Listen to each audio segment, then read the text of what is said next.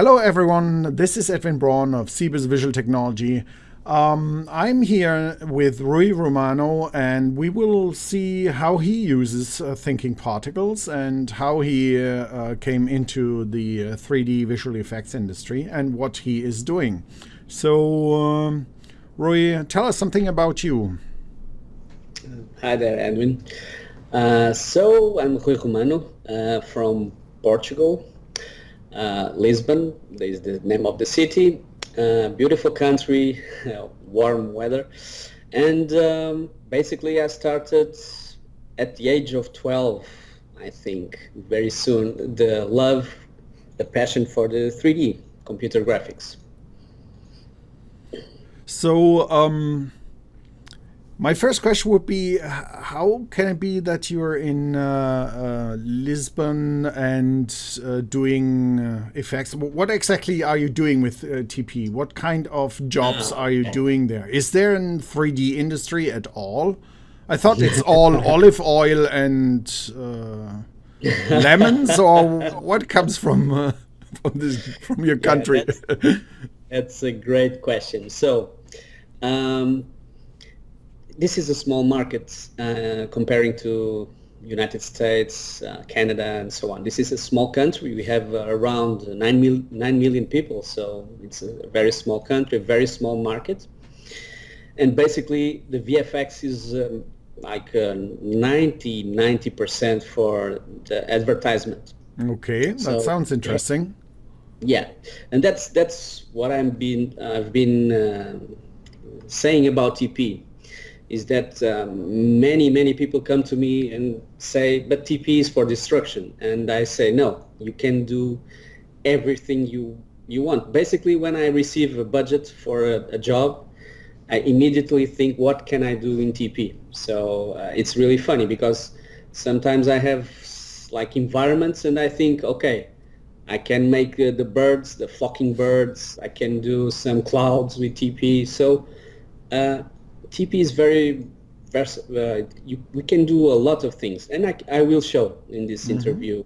Okay. What I So when you say for the advertisement industry, so that's for television mainly, or? Yeah, mainly for television. Sometimes we have small things for cinema, but again, we are a small country with very small budgets, and so yes, like I do 90% or around 99% for advertisement only, for TV commercial. Okay, so where do you work? Is this your own company, or where are you working right now? Yeah, I'm working in Lisbon, really near the airport. I founded my company 1 year and a half ago. What's the name of your company? It's a Glimpse. Glimpse. Okay. Yeah. And it has been a ride, because I worked 15 years in the biggest post-production facility, or one of the biggest. I was supervisor, and I decided it's time to make my own company with my own vision, and it's been really great. Yeah. So you're doing just the 3D part, or also some compositing, or? Yeah, that's really a good question, because we do everything. Okay. Nowadays we have also compositing, grading. We have a great we made a big how do you say, agreement with another biggest post-production facility in Portugal that is called Light Film. And basically we do all the 3D, but they have nuke flames, and they have grading also, big studios, cameras. So we have all the pipeline from A to Z to do a movie. Okay. Basically. And just out of curiosity, what about rendering? You render in-house, or do you use a render farm, or render on the cloud, or? Yeah, we bought like 20 machines, so we have our own render farm. Sometimes when the projects are really big, we go and use the cloud. Yeah. Okay. Okay, so you're pretty good set up there. So and you use 3D Studio Max and I guess some other plugins besides Thinking Particles. Yeah, So yeah. what kind of visual effects do you usually do, or can't you tell? It's smoke, fire, fluids, Well, hydrodynamics, or yeah, everything. yeah, it's basically a little bit of everything, Ah, okay. because sometimes you have to make a cup of coffee and you have to make the smoke, the liquids. Sometimes you have to make everything in 3D and you have dynamics, collisions, and so sometimes you have to do a character animation. So that's the beauty of advertisements. Yeah. It's always a different challenge. Yeah, I So guess the advertisement industry is as crazy as Hollywood. So they come up with weird ideas and effects. yes, um, okay, so um, the next question I would have is, how did you get into this industry? Did you always wanted to do 3D or? yeah. Okay, so you woke up as a 5-year-old and said, "I want to do 3D," 12 or years old. okay, 12 years. And I saw the first CG animation.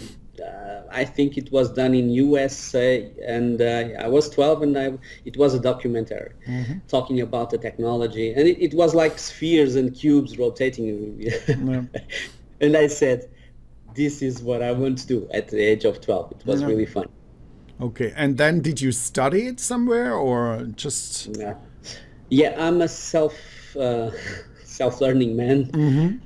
So basically, I bought a 3D Studio for DOS version, and then I bought some plugins that came with it. I remember in diskettes. Yeah. I bought it from USA, and I had to wait like a week to get them. So it was really fun. So basically, I had another course, but not related to 3D, but for design. But in Portugal, there was no 3D courses, and there was no internet, so it was really fun. Fun. Okay, so let's talk about some of your projects. Can you show us some Yep. things your studio did? Yeah. That would I'm be. going to share my screen. Yeah, go ahead. Okay. So Let's have a look. basically, can you see my screen now? Yes. Okay, cool. So this is our site, and as you can see, you can see right away that I had so many things like environments, Yeah, I can see that. simulations, character animation. Then we have the parrots, and then we have the clouds and the rain and so on. So basically, I will show you some projects we made with TP. For instance, this was our baby, like our first job, and I had the opportunity to direct it. I love animation, by the way. I'm a generalist, so I do the animation, I do a little bit of everything. In this, we made the animation, so all the simulations of the collisions is TP. Then we use TP over here for the animation of the plants growing and the appearance, the mask. So really, really fun project, and there was no distraction. So let me show you another thing that I used a lot. For instance, for the pack shots.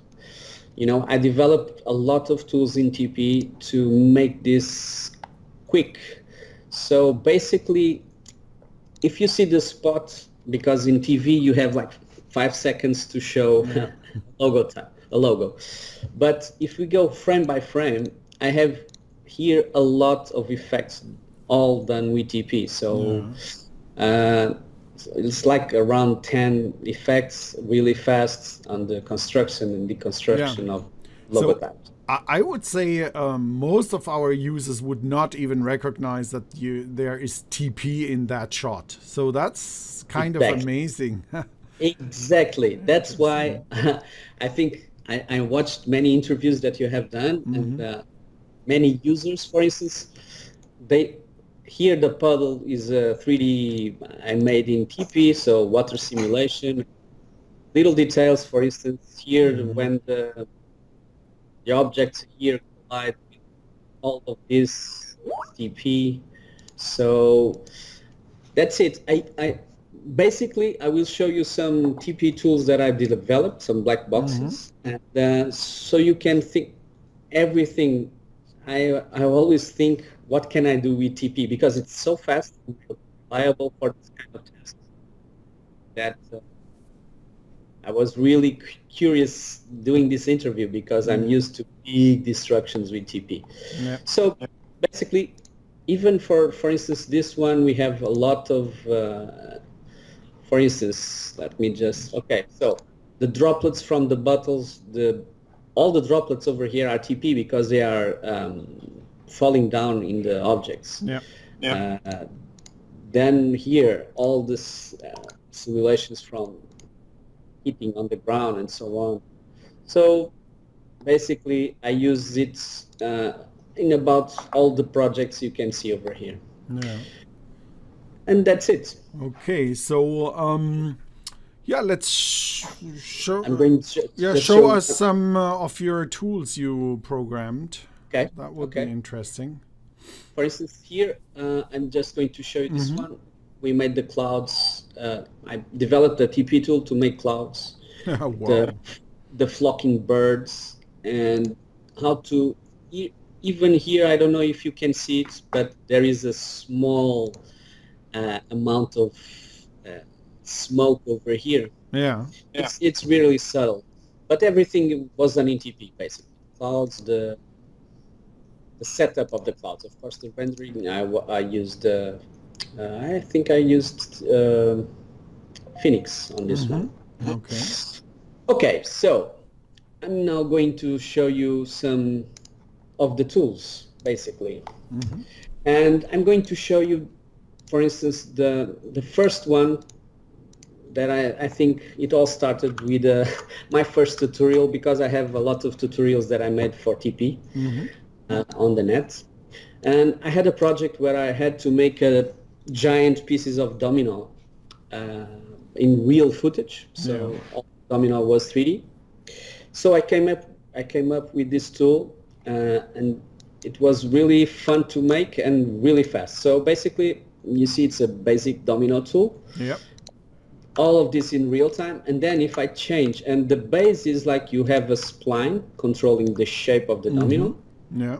And then you ray intersect, so you make a ray to intersect with this ground. So if I change the ground with the noise, everything works as expected. Nice. Good. So, and everything in real time. So basically, for instance, hey, this didn't fall because we don't have enough pieces. So I made this tool. I make like 120, and now that I have more pieces, everything in real time. And for instance, since this is a tool, I can change the shape, and in real time I can change this and check the results. So now I have two elements over here. And I'm using SC, so so if I go in here. You're using shape collision for the Shape rigid collision, body yeah. dynamics. Okay, good. Yeah. And this is really fast and really easy to set up. And as you can see, this is a fully functional tool that I exposed all the values that I want, so I can change some items over here and check it in real time. For instance, let me just check if I change the spline over here. So this is like, okay, I edit over here and check the result, and that's it. Again, so this was the first tool, very easy to set up, but very useful for this project. And it was a success. So I had another work. This is really, the client had this image with these connections. And basically I made a setup, and here I have to say that Joe's car tutorials are really great, because I watch them a lot. And for instance, this is fully procedural, and it only happens inside the objects that I choose. Okay. And then press play, and this is for another advertisement where we had to construct the logo type with this network thing. And basically you can see that's why I really like to use TP. So it's always a challenge to think about these solutions. And again, I expose the values that I want. So if I want, for instance, here, and you can see in real time, I want 2 shots. I mean 2 particles, and then I want 12. And everything is in real time. Really cool stuff. So this is. So what's the basic idea behind the setup? You used particles with trails and created splines, or? Well, basically I have to remember. So this is where I create the levels, and yes, there are trails, and each time. So here I think I make a spline afterwards. Yeah. Using the spline. So basically we have a particle, then finds the target, it's inside volume, intersection. Yeah, it's really cool. I have here the setup. Then I think maybe one day I will share this. I don't know, with all the users. You have a great demo files in another thing I really like to say is that I learn a lot with the demonstration files that come with TP. Oh, that's good to hear, because we are still doing that, and in the meantime I think we added over I don't know, it must be 500 sample files when you start with TP5. It's an insane amount. We always try to cover the basic uses of our new operators, and then you guys, the artists, they get crazy and do all the amazing stuff we're seeing here right now. So what did you do here? So here basically I made this rule that I use volume break to so the idea is to morph different objects with different face counts, and this is a problem because but using TP is not a problem. Basically you fill the volume of these objects with particles, the same amount of particles. So I exposed the values over here again. So subdivisions 100. If I put 25, it will break only with 25 pieces. And then I find the target on the other side. And basically I'm scaling down the original particles and scaling up the other ones. But this is really awesome. You are seeing in real time again. So I can put more subdivisions, and then I'm using the really new feature that I love, absolute adore, and I was crying for it for like 2 or 3 years. It's the noise, the turbulence noise that we can so easily. So basically I've exposed the turbulence. Without turbulence, it's finding a target. And then you turn on turbulence, and I've exposed the size of the turbulence and so on. So if I want this to be bigger, smaller, and 10. So this is in real time. I can show you the setup, and this is really simple stuff. So I can go, this is the creation of the particles based on the volumes, and then I established the references, and then I just have the bring to, and this is the really cool stuff that you added. It's the turbulence with the text map. So basically we can use any map you want, a noise or something like that, or you just can use this turbulence intensity, and I use it a lot, and it's really cool. New users might freak out with your setups. There's a lot of operators and wiring going on. But the beauty of it is you just created a black box and exposed the important parameters. So even if you don't know exactly why this is wired like this, a user could still use this black box and just throw it in a scene and still adjust and get the effect going. So that's always a great thing to get started in thinking particles. And I think a studio like you, if you keep on adding these tools to your tool set, your studio also becomes much more powerful over time because you add more and more tools to your set. Exactly. That's it. For instance, I'm going to show you one of my favorites, and this was I was making a tutorial from Allah. So this is really great. The community from TP, the sharing of knowledge, and he made a quick. So I'm using here. He made a quick tutorial of flocking. So basically, I made again a really cool stuff like, okay, I want 100 fishes following this this node. Okay, so basically this is it. I have a follow operator following this point, and then I made this rule that each object that I create in this layer, TP boundary, for instance, a sphere, okay, and then I put it over here, and then I will put a torus, okay.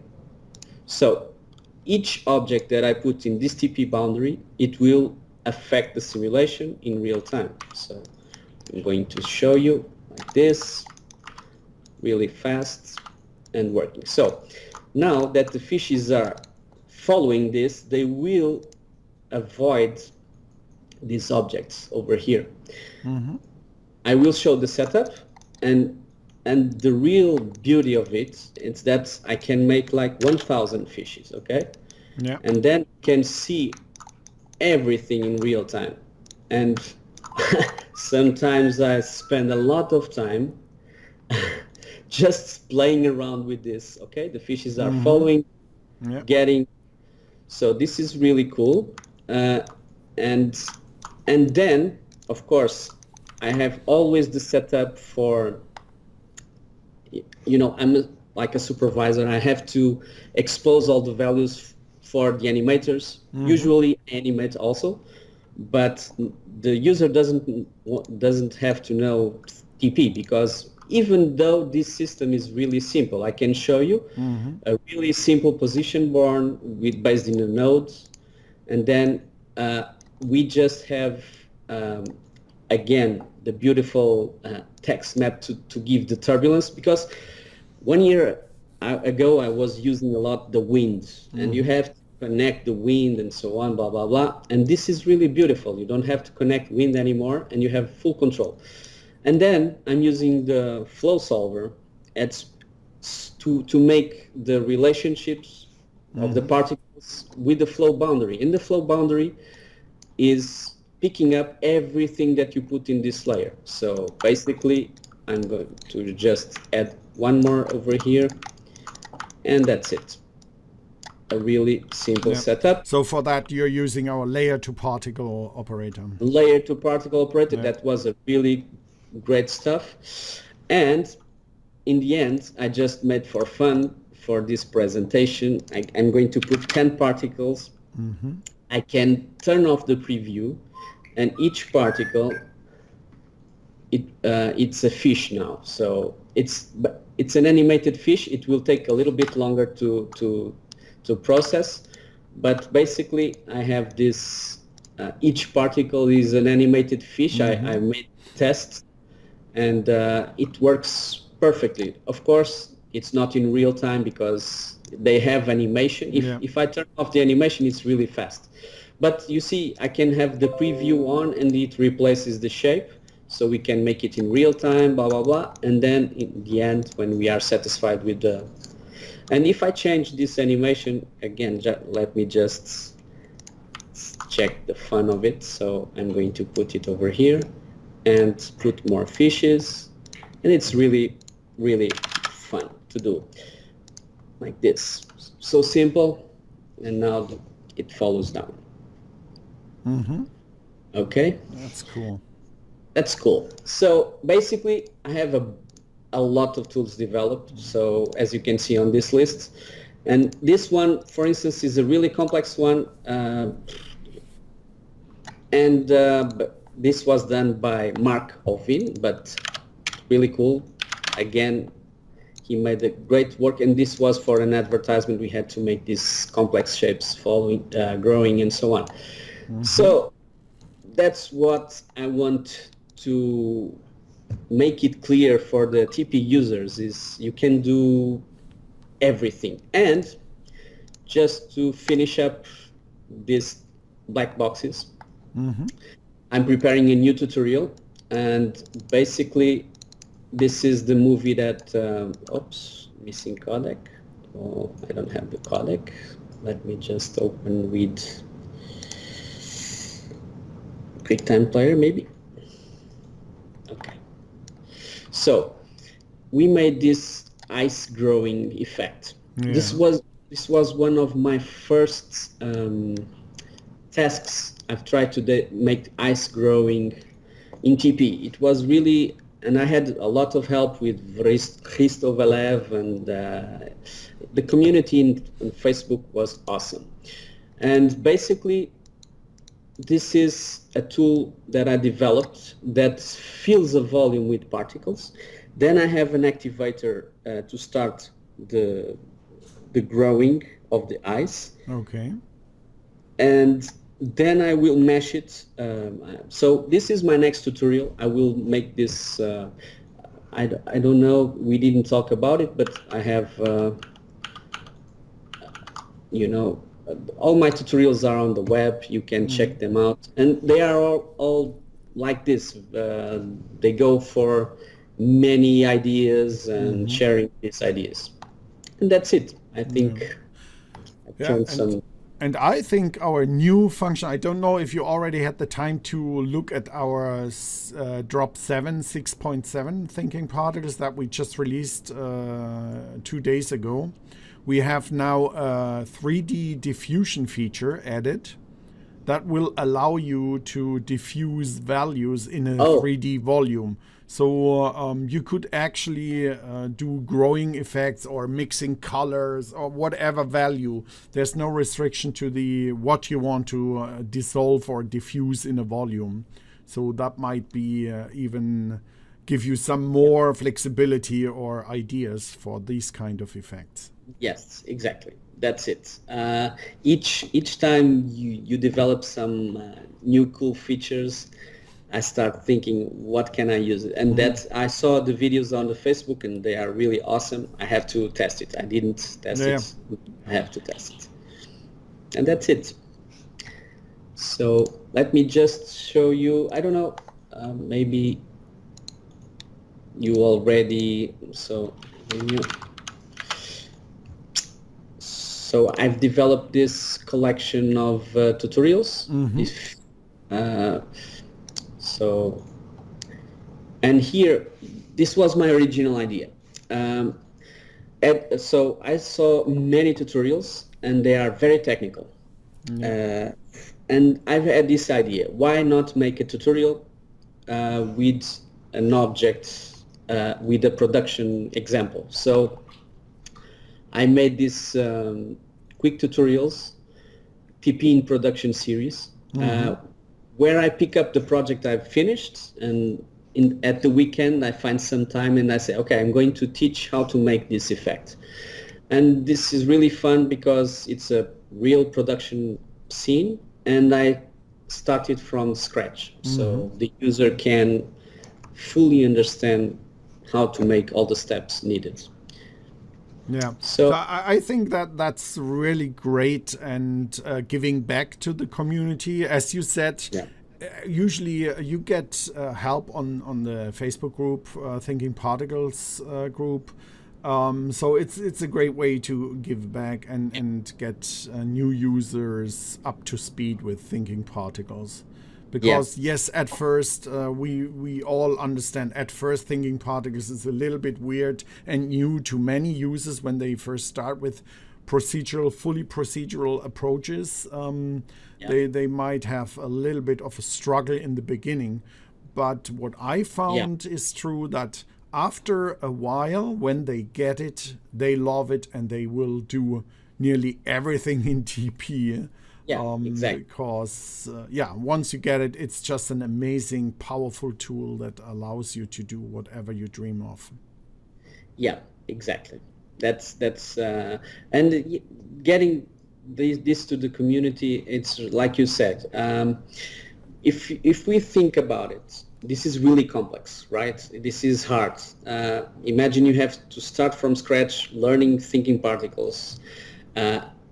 Even 3D Studio, any software. So if we can ease that task, sharing some knowledge, like for instance Joe Scar did, that was he's my example. So I watched the videos, and Risto Valev also. So they share the knowledge and they give us the tools that we really need. They are very technical.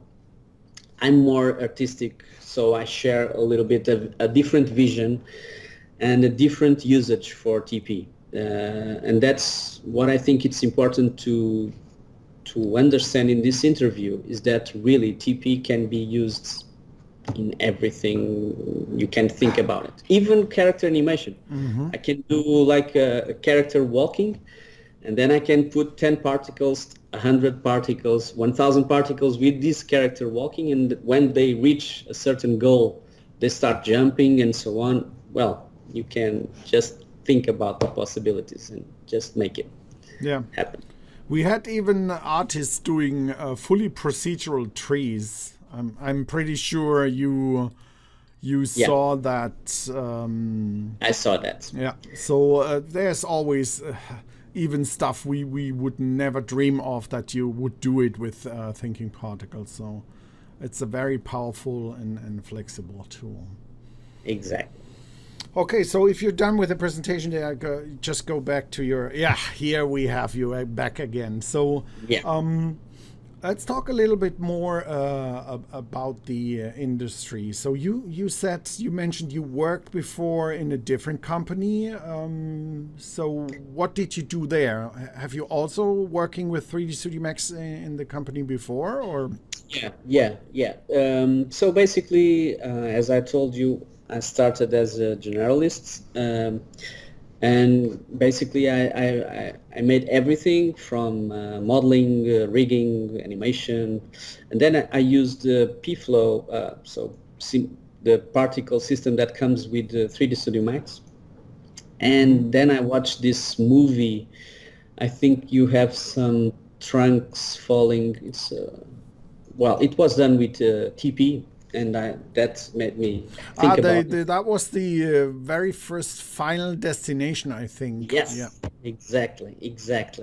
And I was amazed, how is this possible? And then I've tried TP, and TP is really different from 3D Studio Max. It's a fully procedural system, and I really love it. It was completely different. And I started studying it. Then, I used TP a lot on the previous company. Made fire simulations. The destruction scenes, small scale destruction scenes, because we don't do large scale. We are a small country with small explosions and small things. And that's it. I used it for many logo animations, even grass growing, even fur. I use thinking particles to use as the initial state, and it's really, really cool stuff. So I always ask in my interviews, what was your best experience, your most memorable one, and what was your worst experience in the industry in general? So was there a project that was really terrible where you said, okay, I don't want to have anything to do with that, And what was your most memorable one where you said, wow, that was really cool. I loved it so much. So can you just give us these two extremes? Okay, so, well, I can talk you about the worst experience I had first, and then I can show you the one that I loved. Not the final result, but I will try to make it clear. So the worst was basically the worst idea in the world to make a waterfall of milk. Okay. But with a blue background. So a blue, you can imagine milk reflecting blue. So it seemed that the milk was not, it was like rotten, like no. Yeah. And I've like 1 month doing these waterfalls, the simulations and so on, but the client was really disgusted. He didn't like the milk with the blue background. So this was my worst project on my whole entire life because it would never work. And then I'm going to share the screen again with one of the, let me just open over here. So basically I had to make a desert falling from Lisbon. So imagine Lisbon with a desert, with sand. And then we had to reveal the city. And we had 1 month to make it. Of course, with a small team, it was like a really small team. And we had to make it. And I used at that time real flow, so it's a liquid simulation to make sand simulation. Yeah. And then I used TP to make secondary simulations to add more detail here and there. Let me just show you, I think. Okay, so let me just show you the project again, share the screen. Okay. So I'm going to show you over here. This is my reel from the previous company, basically. Some projects, again, thinkingParticles. I've done all the design, the animation, and the simulation of it. The smoke and the light effects. Here again, thinkingParticles. And here is this project was the desert falling down, the Lisbon city. And as you can see, oh wow, that looks really complex. Yeah, and I used Krakatoa and I used Real Flow and I used TP a lot.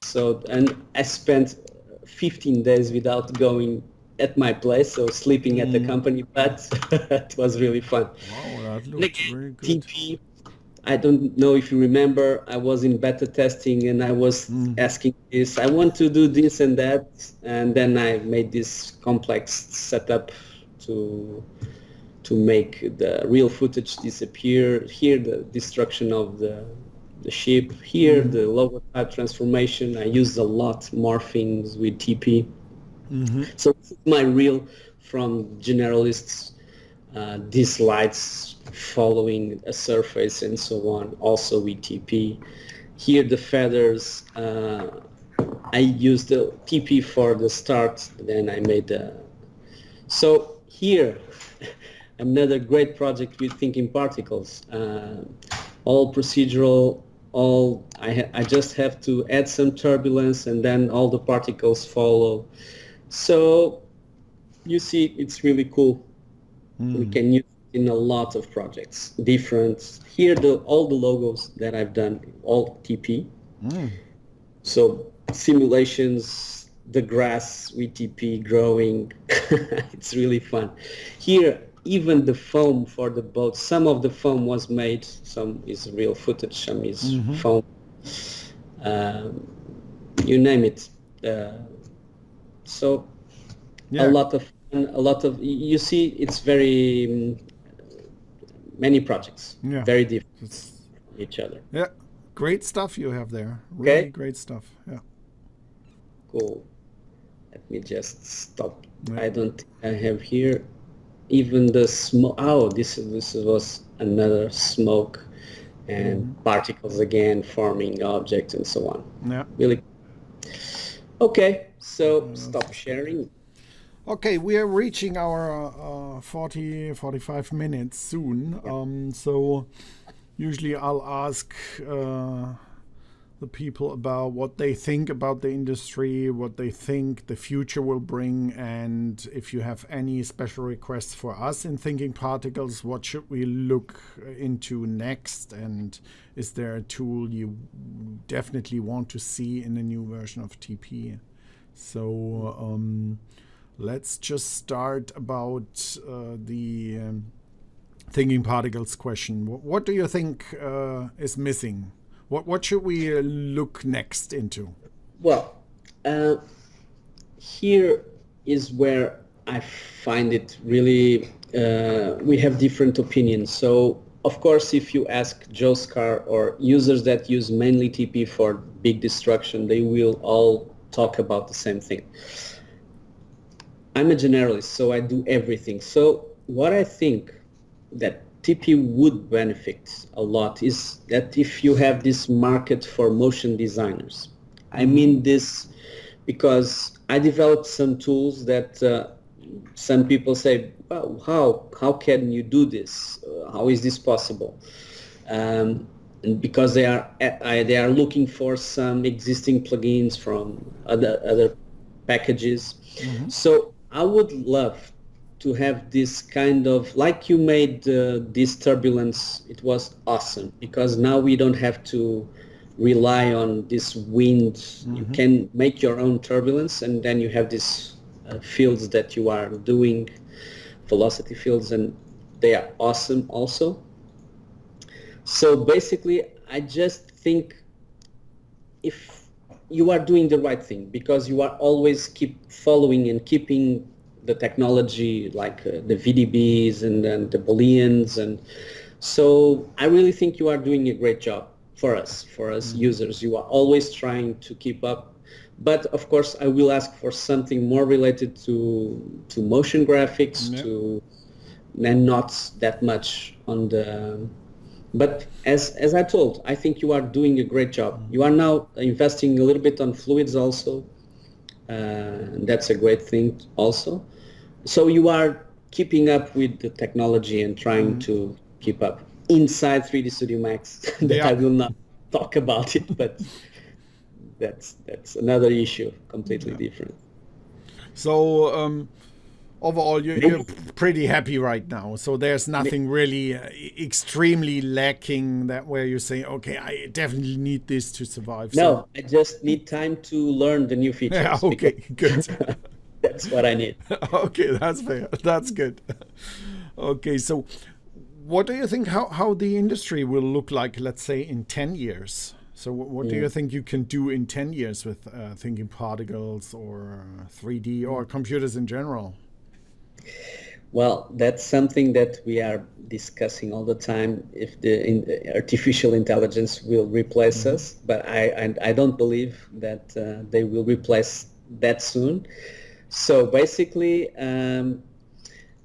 it's been an adventure, because I've started like 23 years ago, I don't know, in working in this industry, and there are so many new features and so many new solvers, technology. So I think there are no limits. So basically, we are always inventing new stuff. So in 10 years, it will be awesome to work in this industry. I really hope that things will be faster in terms, because that's our main problem is when you have this big simulation and it takes like 20 hours and then you have to change it in more 20 hours.